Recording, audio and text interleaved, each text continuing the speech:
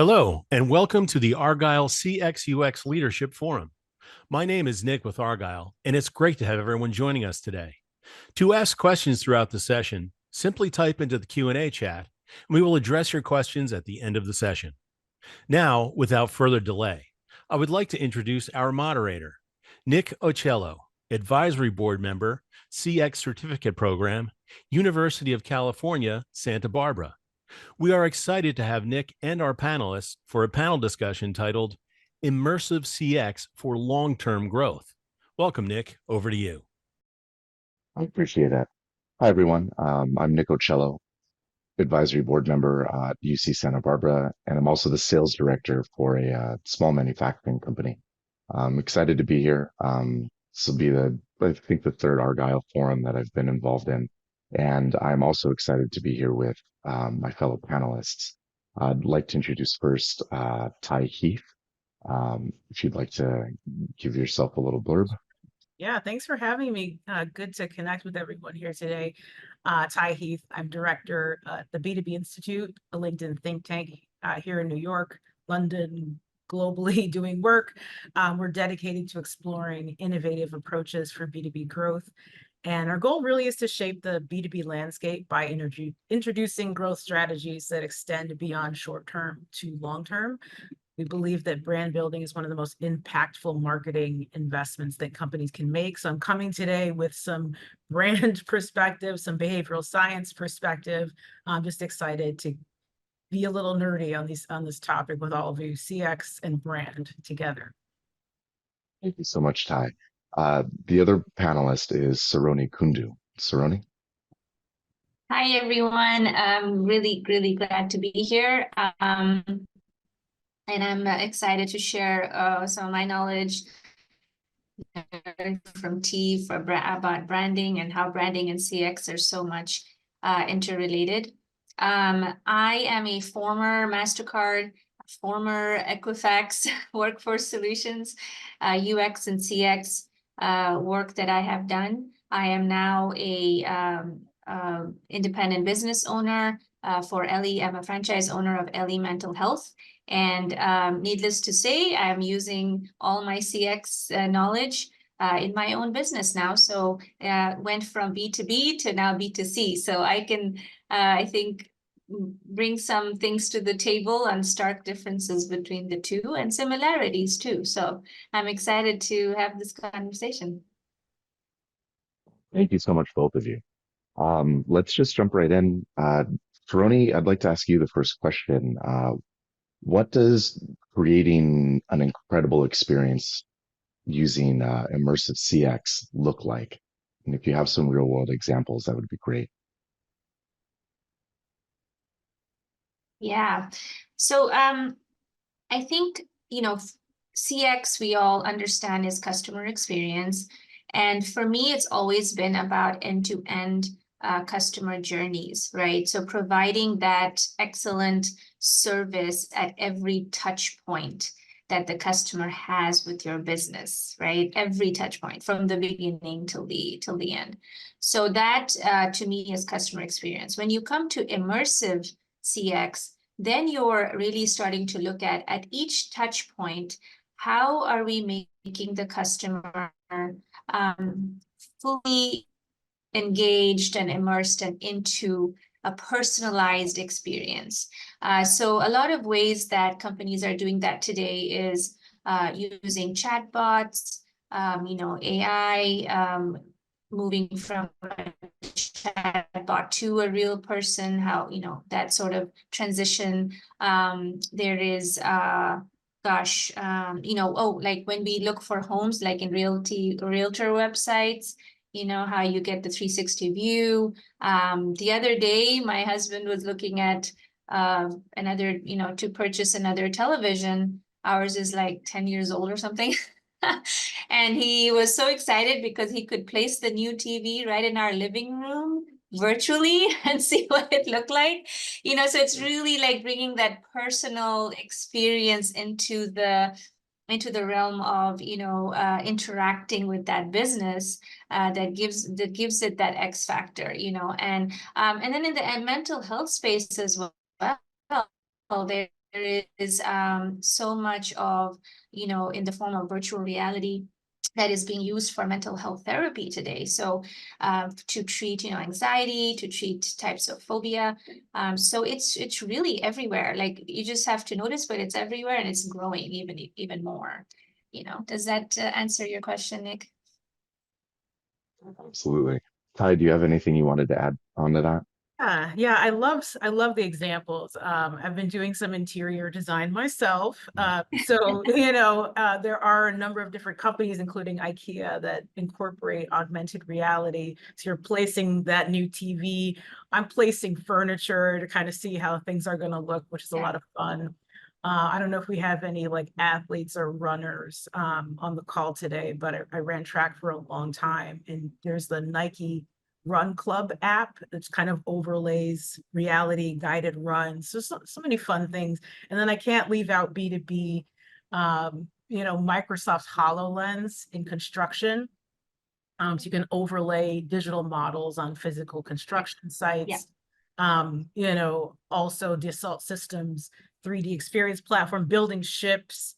They're able to have a consistent experience across all different types of ships, and how the engineers go in and interact with each ship and get the cohesive experience of that. So just it helps the creative process.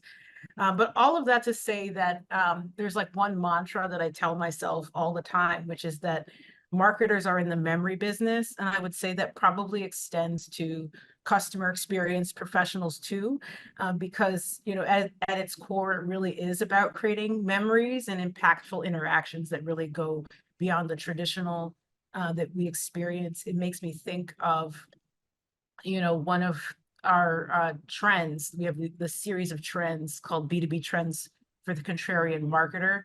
And, it talks about how you can benefit from creating a peak memory for people. So this idea called the peak end rule, where, someone is, engaging in an experience. I'll give you an example of a restaurant, 11 Madison Park. I don't know if I haven't been there. I don't know if it still exists. New Yorkers, help me out if it's still there in the chat. But people tend to spend, $1,000 on a meal for two people. And what they do is they have craft cocktails, a kitchen tour, parade of perfect plates. And then at the end, when the bill comes, they bring you some apple brandy, chocolate pretzels, which brings this emotional peak into the experience. So if you've enjoyed that, and you get that at the same time as the bill, which offsets the negative experience, then you enjoy that and you remember it. So that just makes me think about, as we're thinking about this conversation, how do we bring the peak end rule, the emotional peaks? How do we be remembered? So I'll leave it there for now. Thank you.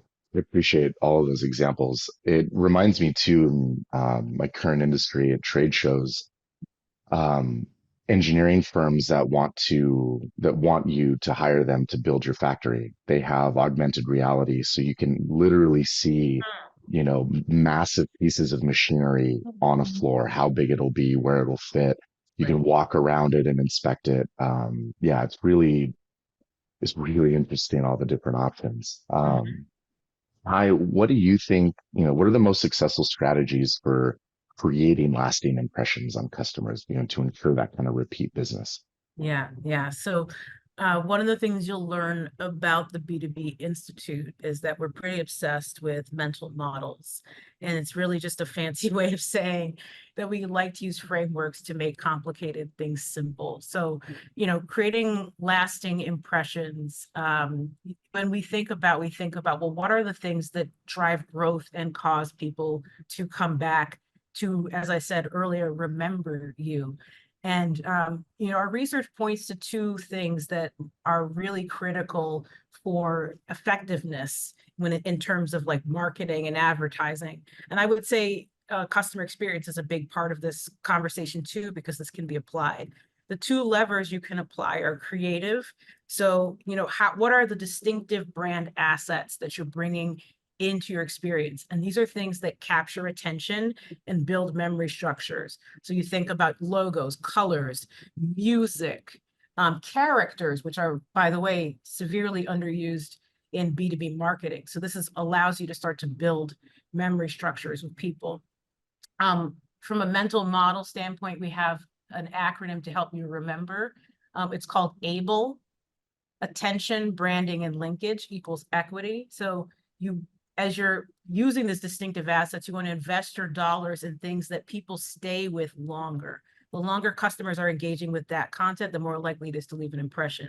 From a branding standpoint, you want to brand early and consistently inside of the experiences you're creating. That's going to ensure people remember and associate your brand with positive experiences. And then I think, there's some work to be done in thinking about what are your key buyer needs. So this may mean talking to folks in your sales team or conducting an analysis to ensure that it's not just attention grabbing, but that it's resonating with the specific buying situations that keep coming up and the needs of your target audience. Saroni, we had a related question pop up in the chat. I'll try and paraphrase a little bit, but basically in a rapidly changing market, what can organizations do to ensure that they're sort of on top of those customer expectations? They can leave a lasting impression. Yeah, I mean, it goes a lot to what Ty was saying about the mental model. I think it's really important that organizations realize that yes, the market is rapidly changing, whether it's B2B or B2C, right? So, not just meeting, but exceeding customer expectations is really the mantra. Like that's what we should be going for. Lasting impression, like Ty said, branding is a huge part of it.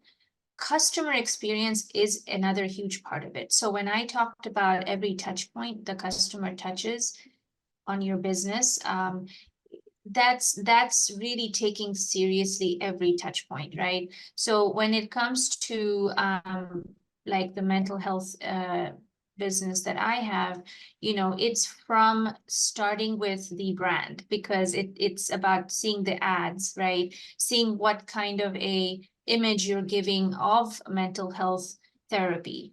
So LE Mental Health is all about making it fun, making it accessible. It's breaking that stigma around mental health. That is so important. So colors were extremely important. Iconography and fonts and just the pictures that are used, the types of language we use. It's to really get to that mental model of our potential clients that, hey, you're not the only one. Therapy is for everyone. And it's also accessible to everyone. So, we do accept insurance, and those are important to people, right? So to understand in your organization, meet your potential clients where they're at, right? And just pull them in with that sort of information from a branding perspective. And then once they call or they submit a form or whatever, once they contact your company, what is that experience like? That's also super important, right? And then when they go into in this business, like going into therapy, and that experience with their clinician, therapist is so important. Even the billing, like when you look at the last part of it, like Ty, you were talking about the restaurant, when they hand you a bill, they also give you these other things. Exactly. So, in a mental health clinic, there people are already coming in with a lot of things in their mind. So you want to make sure that the billing part of it is sort of taken, out of the way and addressed, and, and so the clear expectations are set. So those are so important.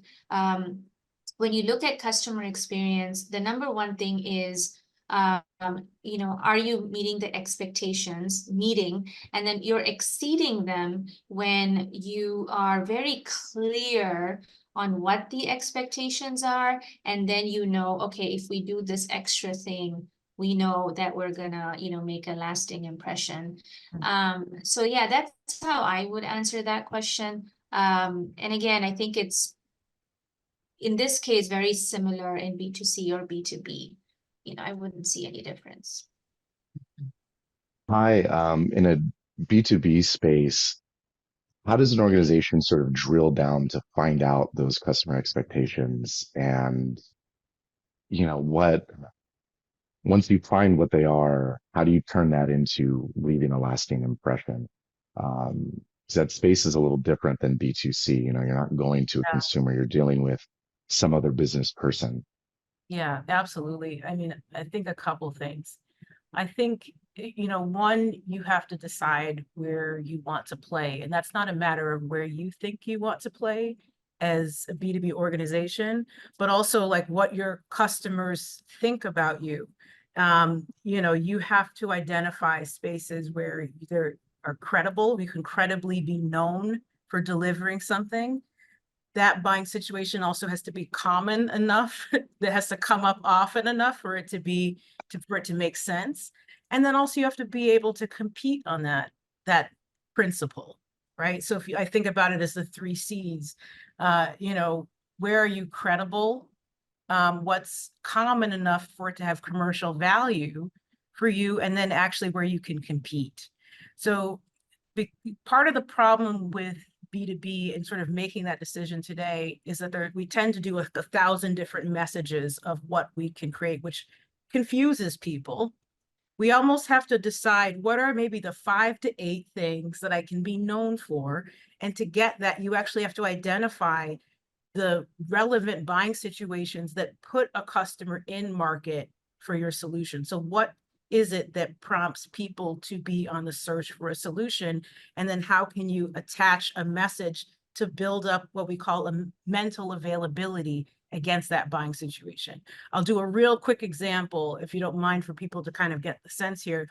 But I hope we have some coffee drinkers here today. I certainly am a coffee drinker, but this is a B2C example, but I think you're going to get it right away. When people think about like what is the coffee brand that comes to mind in most situations, if you can guess in the chat, feel free to go ahead and do so. I'm going to give you a second, but I'll go ahead and say most people tend to say Starbucks or Dunkin', depending on where you are. But then when I ask the question differently, what coffee brand comes to mind when you're walking down the street on the way to work? Now, for some people, that may still be Starbucks. For others, it might be a more local shop. It might be Pete's or something else. That represents a different buying situation that you could pursue. What's the coffee brand that comes to mind when you're wrapped up on your couch on a Sunday in a blanket? Now maybe it's Folgers, not Nespresso. So you can see that there are different buying situations that you could go after, but you have to decide what it is you want to do and then start to build against those things. And that's where you start to then think about the experience and the memory you want to build around that. Thank you very much, both of you. Saroni, how are you strengthening existing customer relationships? And is there anything new in the CX tech space that you think is a game changer for that? I think just if I can go back to my B2B experience, what I think companies do realize is there is the branding and marketing side of things, but there's also, once you pull them in, how that experience is when they are interacting with your company in every stage. And that is so important. So one of the things that we've used is persona building. And that's important when Ty talks about really meeting your customer and understanding their mental model and what kind of solutions are they looking for? Well, in order to know that, we have to know, well, what are they facing today? What are the problems they're facing and how can our solutions help them, right? So it's even marketing and sales, like coming out and saying, hey, we're so great. Here's all this great stuff we do. That's not going to really have any lasting impression, but it's really about where are they at? What are the problems that they're facing, and really building a persona to understand, that space of their, where their mental model is, right? That's really important. And so when they come into interacting with your business, how is that initial onboarding and signing up and for your service? How does that experience?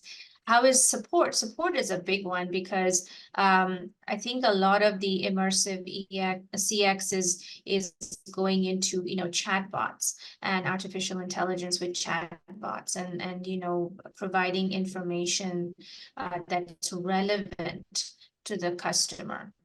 So that's becoming super important in the support area. And of course, anything in between when they're actually using your solution, that is also extremely, extremely important.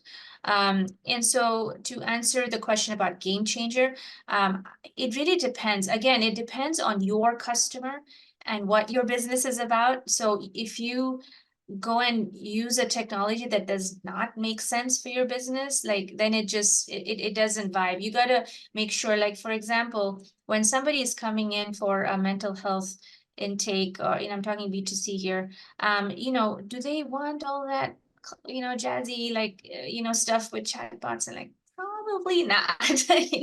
They're like, I want But to talk to a does human that person want person. to talk to a robot? Right. Yeah. Yeah, I want to talk to the human person. I Yeah. want to tell you what I need and just get me the appointment with the therapist that you know what I mean? Like, so Yeah. if I started to put all these cool chatbots and all that stuff, it wouldn't work. But if it comes to therapy and there is a way to use virtual reality in there, then yeah, we would use that, because it's evidence-based that it really does work.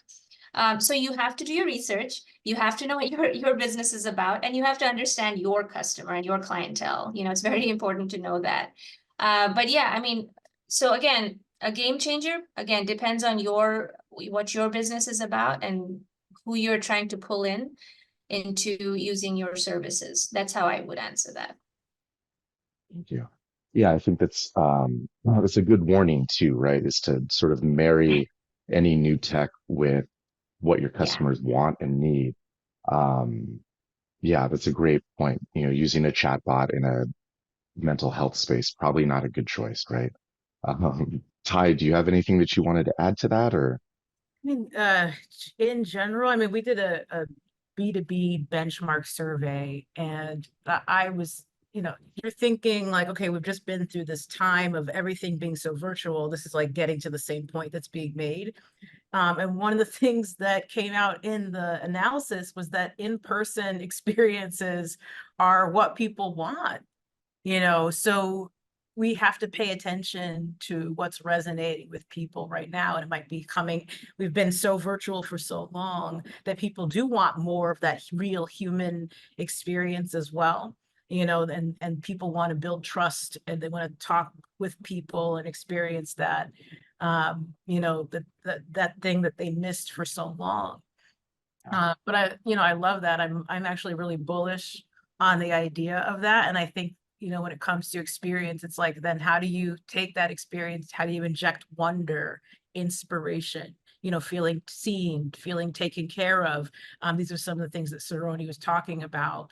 Sometimes if you want to optimize for efficiency or effectiveness, and thinking about how you find the right balance between those things, because sometimes it's the more inefficient path from a behavioral science perspective. It's not the robot that's going to get you there. It's a human interaction. So you have to figure out in the experience you're designing, what are you optimizing for? Absolutely. One thing I've noticed in my industry is that individuals want sort of person-on-person contact. Corporate structure is still very much stuck on virtual meetings and that kind of thing. So that's been interesting, sort of navigating that as we come out of, years later from COVID and see how that's all changed. Right. Ty, what does successful brand and customer loyalty look like for long-term success? Yeah. So this brings me to, thinking about, how do you know that you have a strong brand, right? How do you know that that's strong? And I think part of the challenge for folks is even thinking about, how do you measure brand in the first place? A lot of people see it as like a really fuzzy thing, and it's like very fluffy. But the reality is that the brand that's remembered is the brand that's bought, and the proof is in the pudding.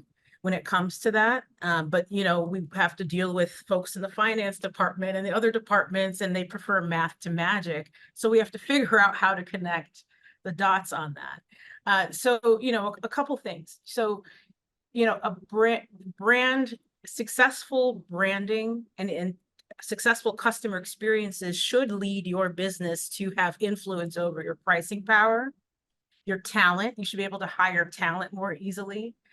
Your investment outcome should pay off. At LinkedIn, we kind of zeroed it down. We have this framework called the CMO scorecard, which I can ping a link into, we can ping a link into the chat or maybe follow up with it. But the idea is that if you're doing the right thing, you should see marketing impact. So a successful brand should generate more leads, increased recall. It should help your sellers. So when your sellers reach out, they should be getting more calls and meetings because people want to pick up the phone for brands and experiences they recognize and appreciate. And then, you know, so you should have fatter pipelines, and then hiring impact. So people want to work for brands that they trust, that they know, that they believe in. That's why when you go to people's LinkedIn profiles, sometimes you'll see in the description, it says like X LinkedIn or X Google or X, you know, whatever company, because they're still connected with that brand. So, you know, I would say it goes back to like, how is it helping you hire, market, and sell more effectively? Thinking about your brand message and also thinking about the experience, because as Saroni said earlier, it's every single touch point that you have as a brand and also internally with your employees and your investors that creates the bigger story. Yeah. Stony, did you want to add anything to that? No, I think that I'm glad you touched on hiring, Ty, because that's extremely important to carry forward your brand and your what your company is about, the values that they represent. You know, attracting the right hires and retaining them, right? So one thing that, you know, owning my own business, I've sort of really like faced that is, you know, because in corporate, I was never in HR or anything, but I was a hiring manager. But when you're hiring in a B2C space, you're really very close to, when you're hiring people, you want to understand why, first of all, why were they attracted to your organization, and when their values match with the organization's values, the team culture and all of that, then you've got a match, right? And why we want to match, because then they carry forward the message, right? And so that the ship is navigating in the same direction, and you know, then you're going towards that common vision. That's so important. So hiring is extremely important, and then touch points in every touch point of every you know, with the customer on the journey, that's equally important. I know from being in a B2B space, sometimes those areas are a little forgotten. And so when I jumped into what you call service design, it was really to bring the attention to these different touch points and what's happening behind the scenes, so that the experience doesn't suffer, the brand doesn't suffer, because it doesn't take too long. It takes one for the brand to, you know, go downhill. So you have to really focus on each touch point, you know. So yeah, that's what I would add. Thank you both. I'm going to jump into the chat question real quick. This is for either or both of you.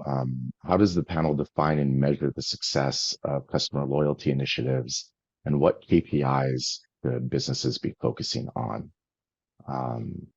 Do either of you want to jump into that first? So we can talk to it from a marketing perspective. I think that I actually have a contrarian view here. I think you have to balance two things. So one, we have to understand as an advertising professional what you can control. I think there are probably folks listening right now that are pure marketing some folks that are maybe customer experience, and maybe there's some people that kind of straddle the two things.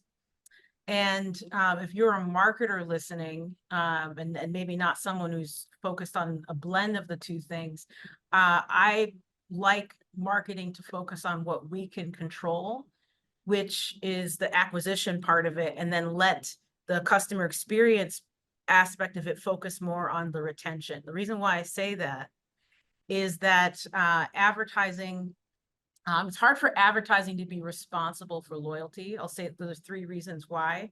One, most churn is outside of a company's control. Most of it happens not because a company did something wrong, but because a buyer either retires, they lose their budget, or they switch jobs, right? Most customers are already spending what they can. So even if you were able to eliminate that churn, which is almost impossible, you're not likely to see as much growth from current customers as you are from new customers who are buying for the first time. So for those reasons, I would say that most churn is a customer experience problem. And we have a rule called the 95-5 rule, which says that, you know, most of your category buyers at any given time are out market.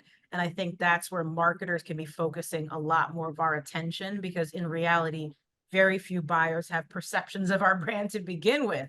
So if we're not even, you know, getting over that hurdle in the first place, then we're not actually growing the brand. So, you know, as a marketer, I want people to stop imagining why people may not like the brand or be loyal, and instead focus on future building mental structures. Now, Saroni, I'm hoping you can help me on the customer experience side, because this is where I'm less versed on KPIs. But happy to chime in on what I think CX should do a little bit. Oh, yeah. So you can add to, yeah. So for me, KPIs again at every touch point, right? So if, you know, once the marketing is done and you've pulled in and they're signed up, you know, your sign up rate is a huge KPI, right?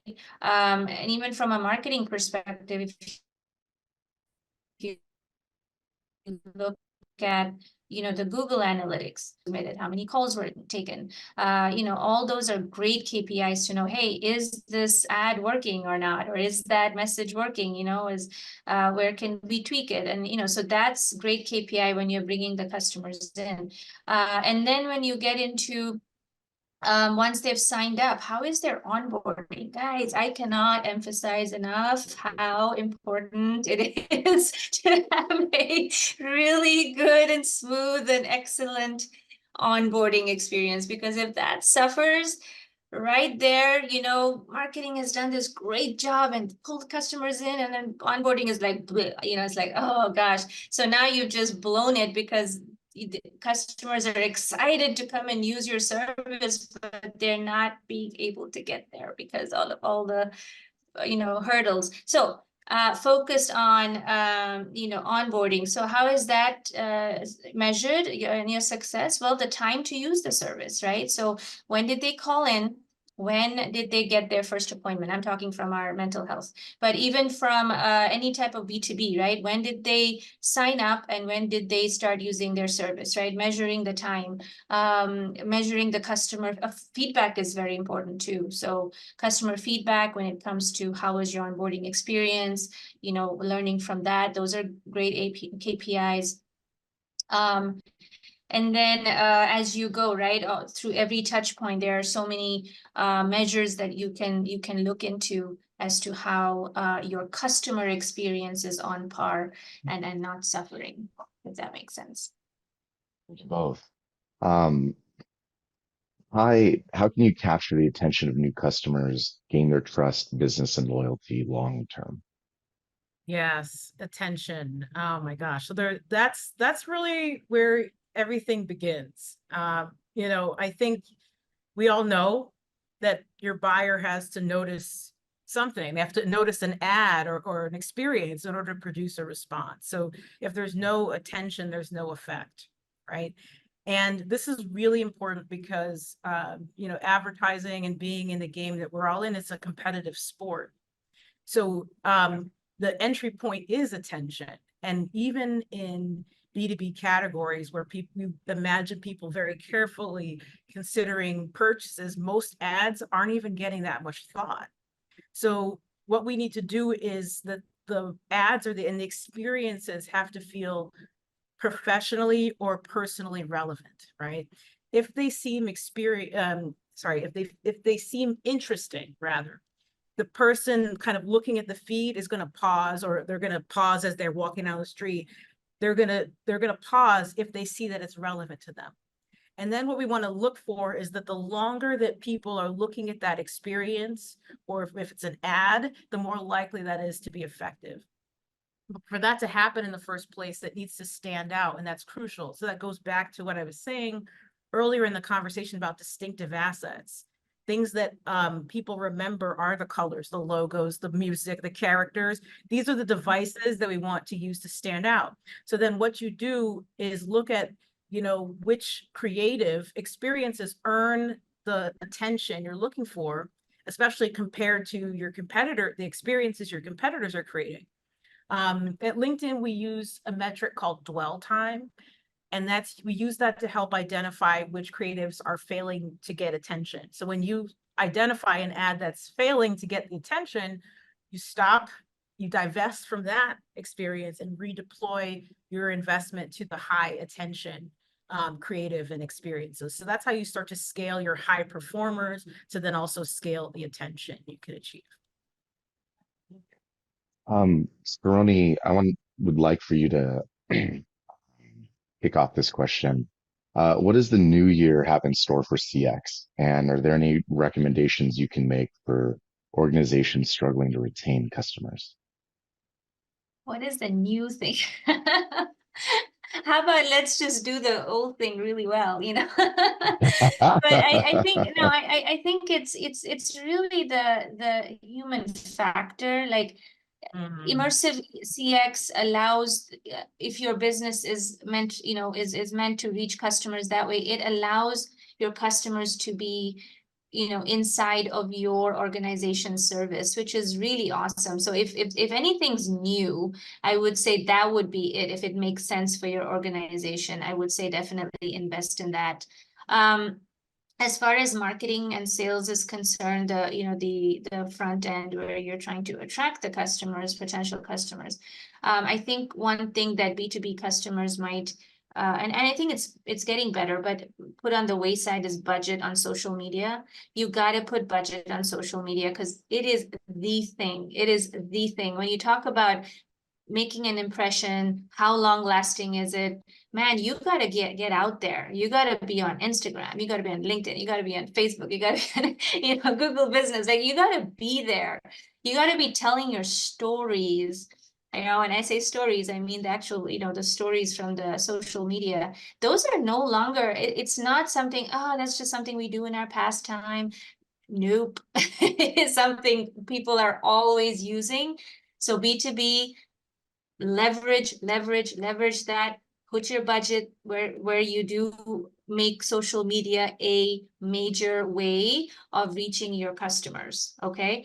And then after that, when I talked about old things, doing old things a little bit better, well, I mean, honestly, when it comes to customer support and when it comes to engaging your customers so that they have a great experience when they've run into a problem, they have a question, that is so important. If it makes sense for your company to use chatbots, to use technologies like, I don't know, there's so many, Salesforce has a new AI built in. There's so many now that are emerging that you do your research and figure out what works for your organization. In our case, mental health industry, the experience that the client has with the clinician is so important. That is almost like sacred, so that experience has to be great. So what do we focus on? The clinician experience. Right. So you'd be like, well, how does it? Well, if you take care of your clinicians, if they have a fabulous experience working at your organization, they can give their best to the client, and your client experience is excellent at that point. Right. So that's super important in this industry. In B2B, I think it's somewhat the same because you got to take care of your front end employees. make sure they have what they need, the technology they need to support their customers, the data, right, the information. That's all important for them to provide the service to their customers so that that touch point experience is great and impressionable and lasting, you know. So that's what I would say. Thank you. Let's see. Hi, we're going to jump into a chat question. Are there any emerging trends or technologies that businesses could be leveraging to enhance immersive customer experience? Yeah, that's kind of what I touched on. Yeah, but Ty, do you have anything to add? Oh my gosh. I don't know that I have anything to add other than to say that the conversation around AI is a crucial one for everyone to dive. Mhm. You know, I know that was a big conversation at Davos.